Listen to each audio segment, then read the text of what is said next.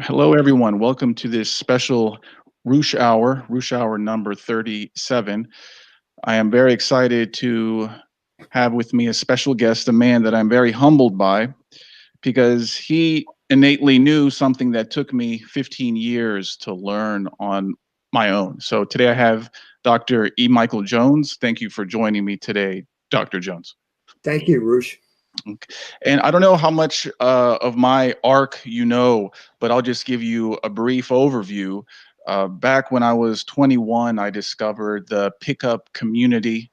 At first, I wanted a girlfriend, but it was actually easier just to engage in casual sex with a lot of women. It turned into the default mode.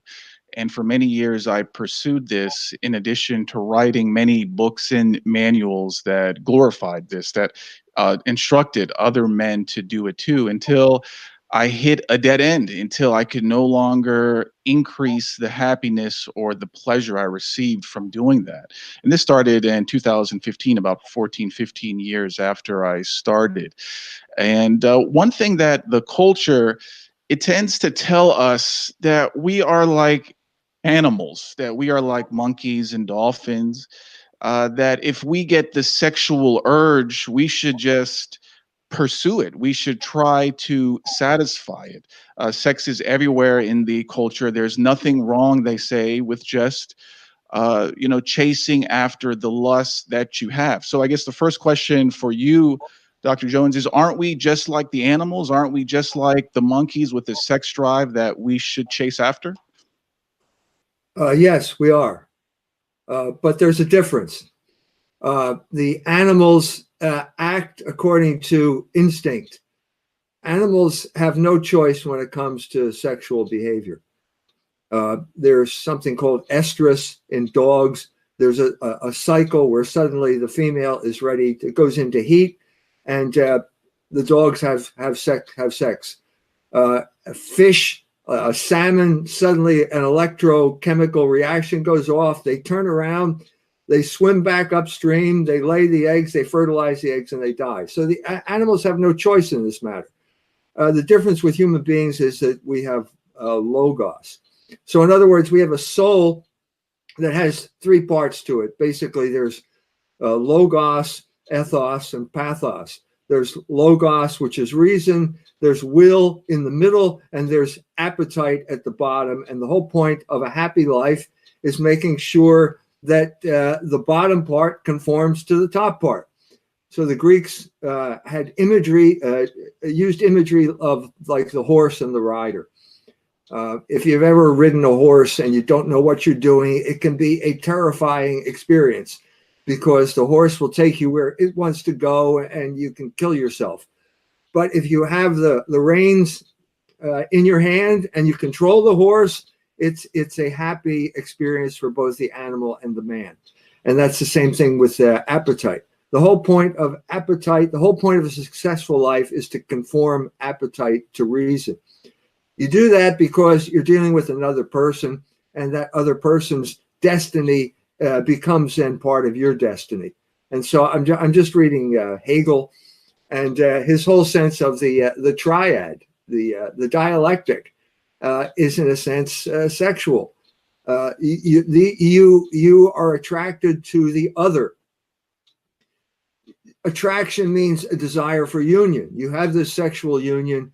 And in the sexual union, you confirm the other's existence, and the other confirms your existence. And out of this existence comes another person, and that becomes the synthesis in this dialectic. And that is the dialectic that is part of human history at its most basic level, at the cellular level, if you want to talk about that.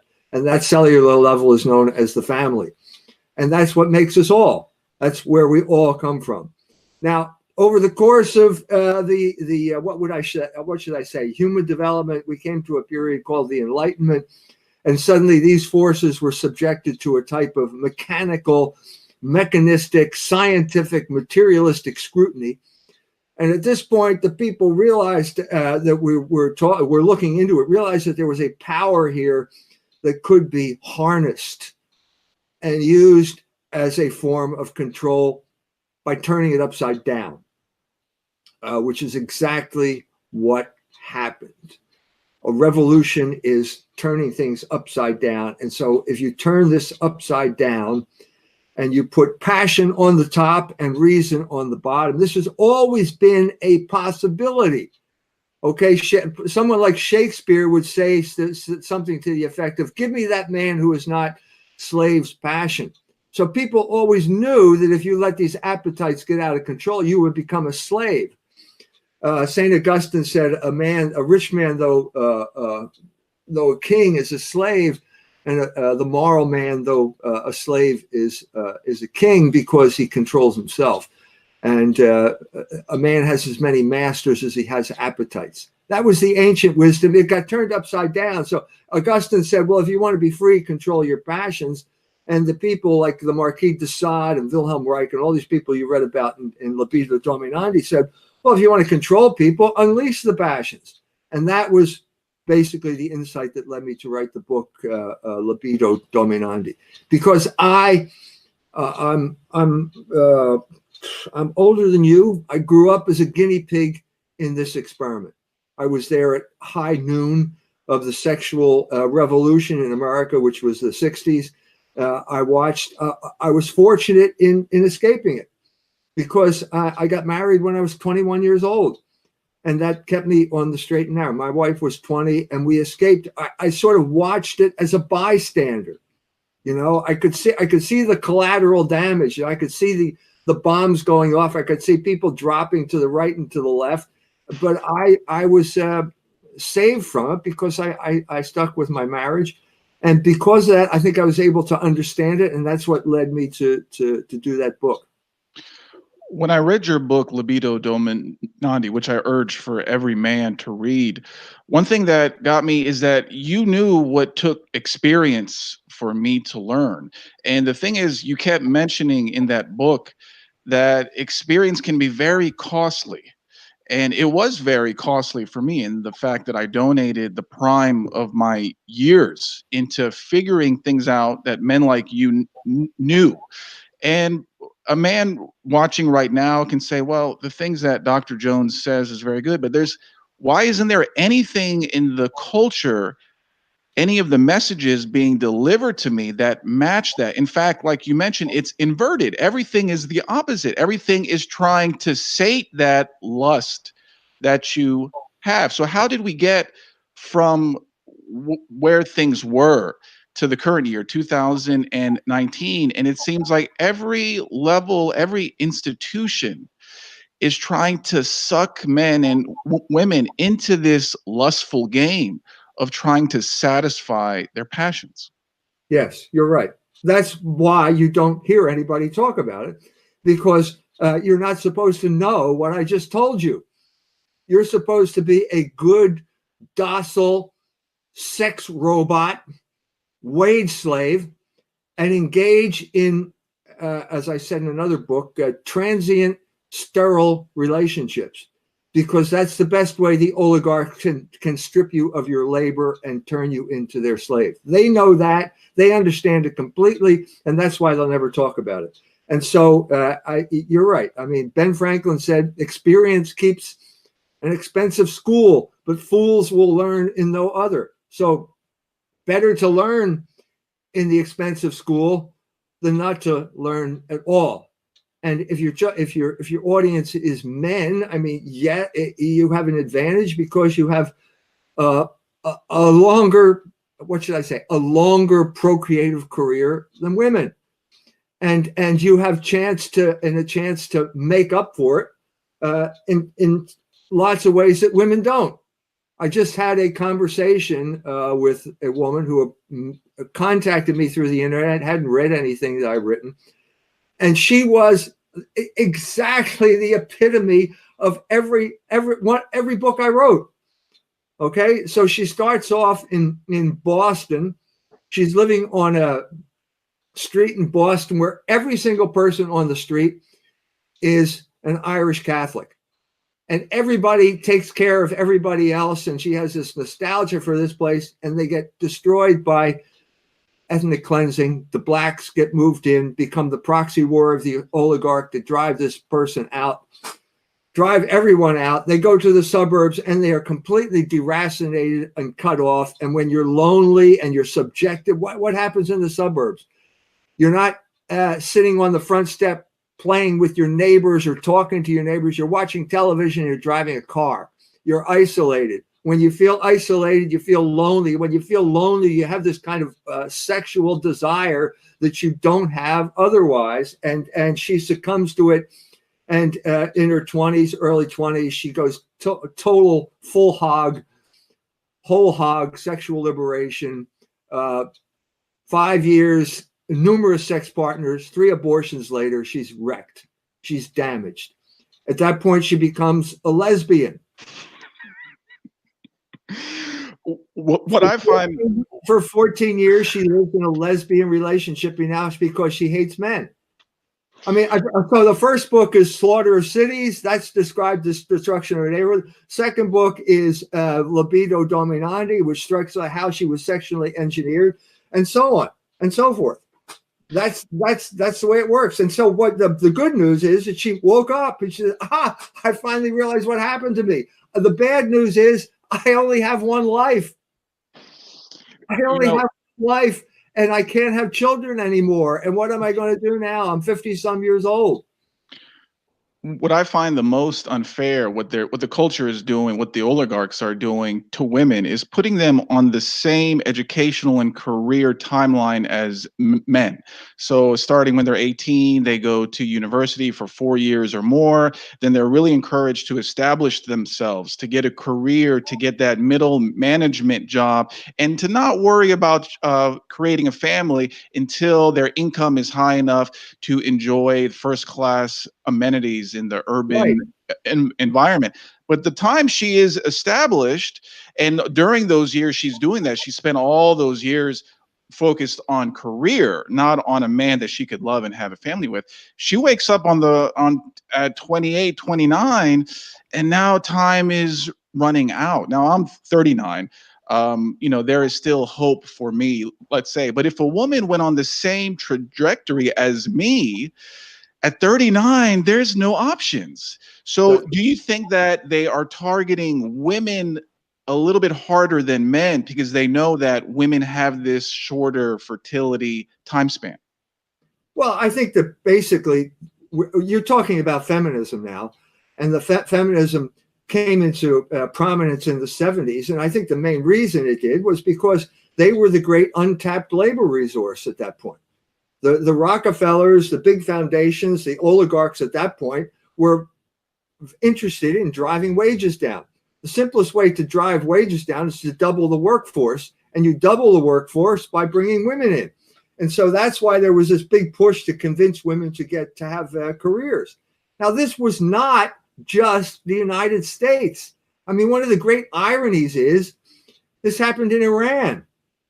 I've been over in Iran numerous times. I preached in a mosque in Iran. And I was there in the mosque. I gave the Libido Dominandi talk in the mosque. And, all the guys are sitting there on the rugs and all the women are in the room in the back and they're all listening to me. And I said to the guys, how many of you guys are married? About 20 guys raised their hand. Then I went down the line. How many children do you have? Zero. Not one married man had one child. And this is Iran. That basically came into, I mean, you're probably a product of this, but I mean, the Islamic Revolution was a repudiation of the great Satan of American materialism. The Shah was too much involved in the sexualization of Iran. They threw it off, and then here the same system comes back again. How did this happen? How did you create a nation of feminists in Iran? Well, education was part of it. And all of these women, all these poor women have spent all their time becoming nuclear physicists. And now they're wondering, when am I going to have a family?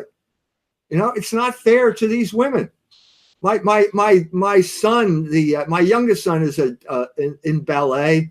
He goes to the Cincinnati Ballet, gets a job there. He meets a woman. They fall in love. They get married. They invite everyone to the wedding. Okay. Well, this was a tremendous breach of protocol Because especially in the arts, especially when you're in something ballet, you're supposed to be a good soldier in the sexual revolution and engage, as I said, in transient, sterile relationships. In other words, you're supposed to act like a homosexual, even if you're not a homosexual.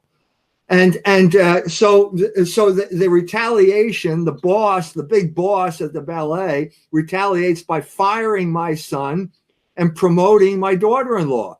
Now, if this isn't an assault on marriage, I don't know what is. And she retaliated by having a child.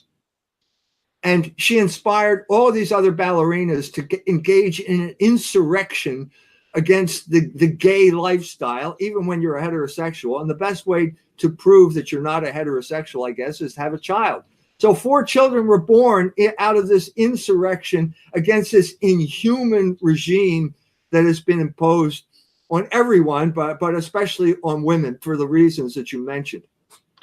You know, I've long said that dating actually originated with the gays in the 1920s.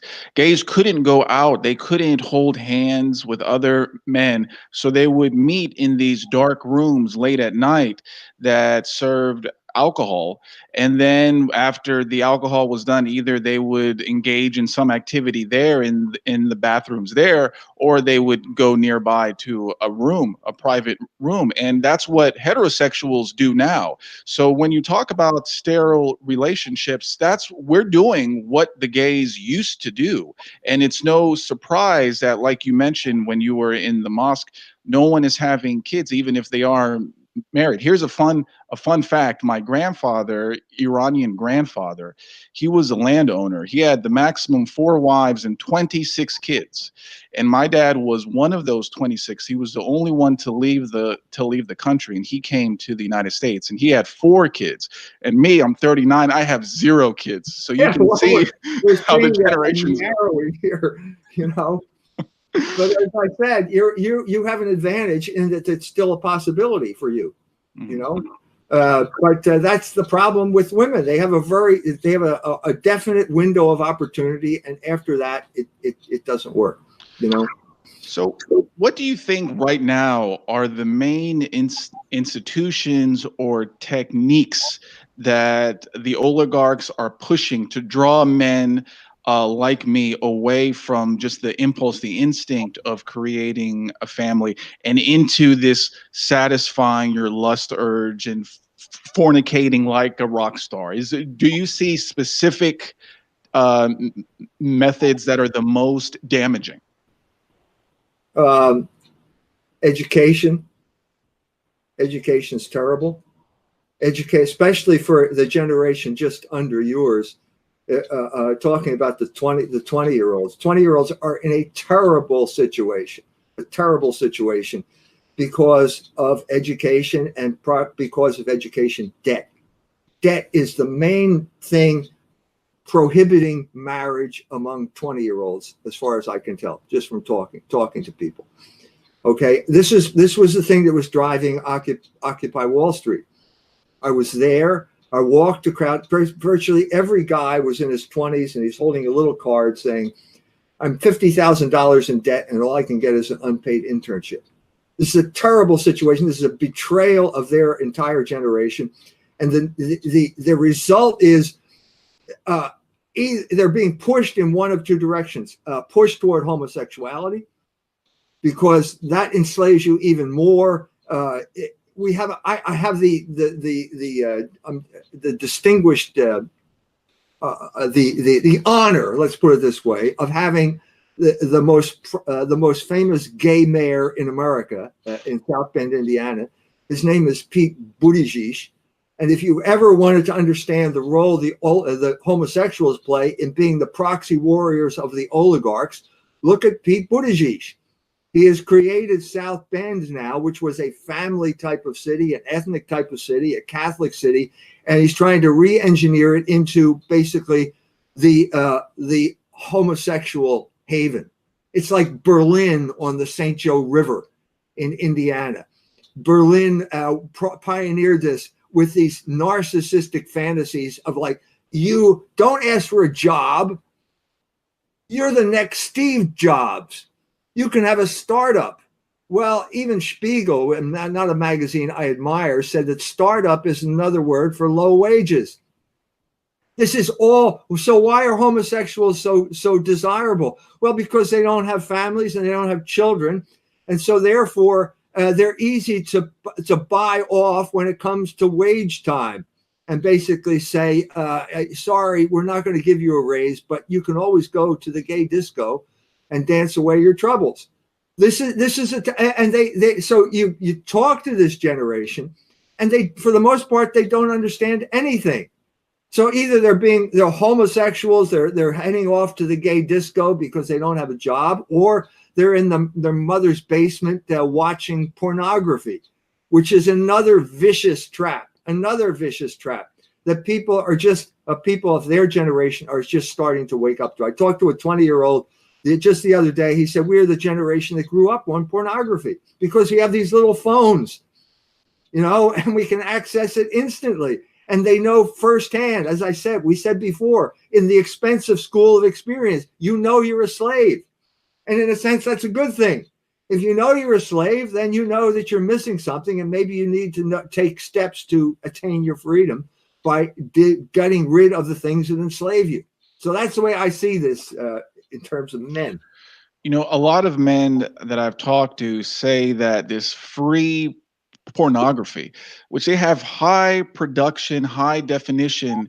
These are 3 of the top 10 websites in the United States are porn websites. I don't think that is an accident. I think that it's very available. It's like a soma that keeps men that when they get that impulse on board, they just load up a porn site and they play with themselves. And a lot of men through this experience they have noticed that the agenda within the porn, what they're pushing within the porn, these sites are starting to recommend incest. They're saying this is the sister brother sleeping with each other. So this is when men started to wake up. Wait a second. They're using porn as just another method to corrupt me. In addition, when you watch the porn, then you see the women outside who are trying to mimic that too. So what can we do about that? I mean, how much can men block out when online and offline sexualized images, sexualized women are trying to keep their mind in the sexual realm? I think it's possible. There was a time when I thought that this was so powerful that no one's going to break the habit. But I don't think that's the case anymore. I think it's possible. I think in a sense it wears off.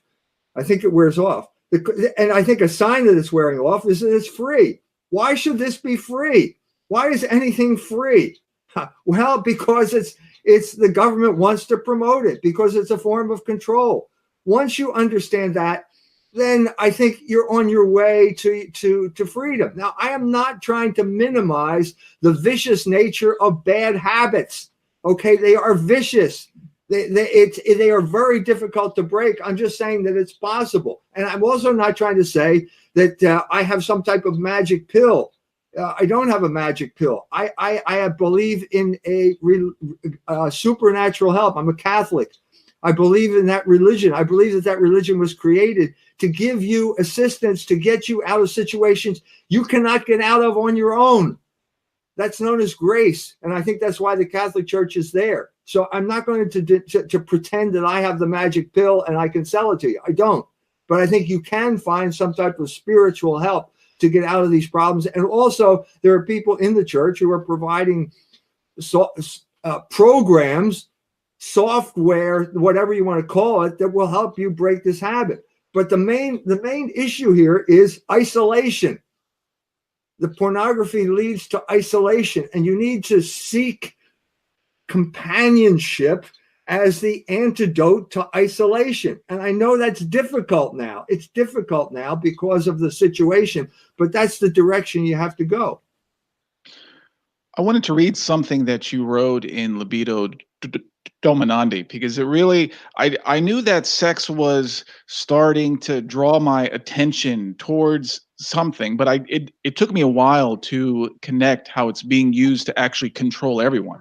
And you wrote, quote, Once man is freed from the moral order, he is immediately subjected to the despotism of those who know how to manipulate his desires. And end quote. So how does being fixated on sex as a man, how does it help the oligarchs maintain their own power? Well, lust darkens the mind. That's what St. Thomas Aquinas would say. We are rational creatures, and so we are distinguished by our mind and our ability to think. You can't resist an opponent when you're blind. If you look at the cover of the book, that's a portrayal of Samson. Samson was the hero. He was the strongest warrior that the Israelites had. And the Philistines couldn't beat him because he was so powerful, but he couldn't control his passions. And because he couldn't control his passions, he ended up blind. It's like a physical representation of what Aquinas would say 1,000 years later. She cut out his eyes. Okay. That's what you are when you're the slave of your passions. Well, how are you supposed to know where you're going if you're blind? This is the most graphic instance I can give you of this, or anyone, is from the beginning of Libido Dominandi. It's the Israelis pull into Ramallah, and as soon as they take over Ramallah, they start broadcasting pornography over Palestinian TV stations. Now, why did they do this? I mean, the standard American explanation is that pornography is freedom. No one's free unless Larry Flint can produce pornography. So the Israelis are bringing freedom to the Palestinians. Well, that doesn't make any sense, does it?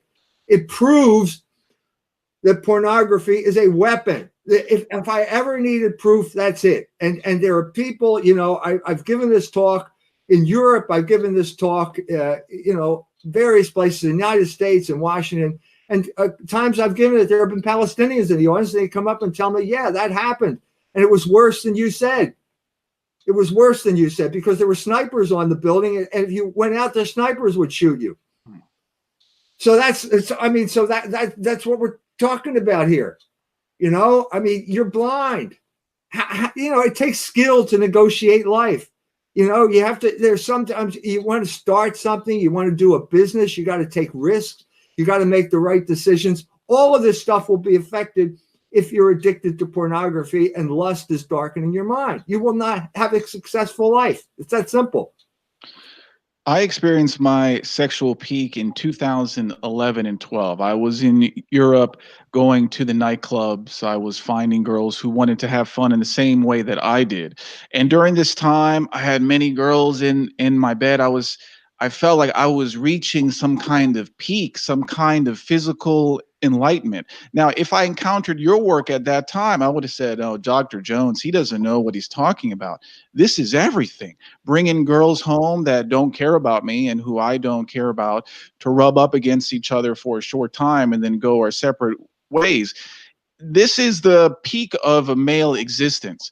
Of course, that was wrong. I mean, you start to hit a dead end where you can't achieve that high of the girl you brought home a year ago. So what can you say to a man who is at that peak, a man like me in 2011, 12, who is experiencing what he thinks is the pleasure of the flesh? Is there any way you can throw cold water on him? Is there any argument you can use to wake him up? Yeah, I think God had a plan for your life. And God's plan for your life was different than my life. I mean, I didn't do that. Okay. So in a sense, I can't talk from experience here. You know what I mean? This is not the fantasy that you lived is not something new. I don't know whether you've ever seen Don Giovanni, but there's an aria in there where one of the lines is "E nella Spagna 1003." In Spain, there were 1,003 women. You know what I mean? So you were the one that got to live that that fantasy out because God wanted you to understand it in a particularly existential way. It was bad what you did. It was evil what you did. But the whole point of human history is God taking evil and turning it into good. And he can do that in your life in a different, obviously he did it in your life in a way that was different than he did it in my life. But the two of us, between the two of us, I think we can come together and we come to some type of conclusion. You from one perspective and me from the other. That's the way I would see it.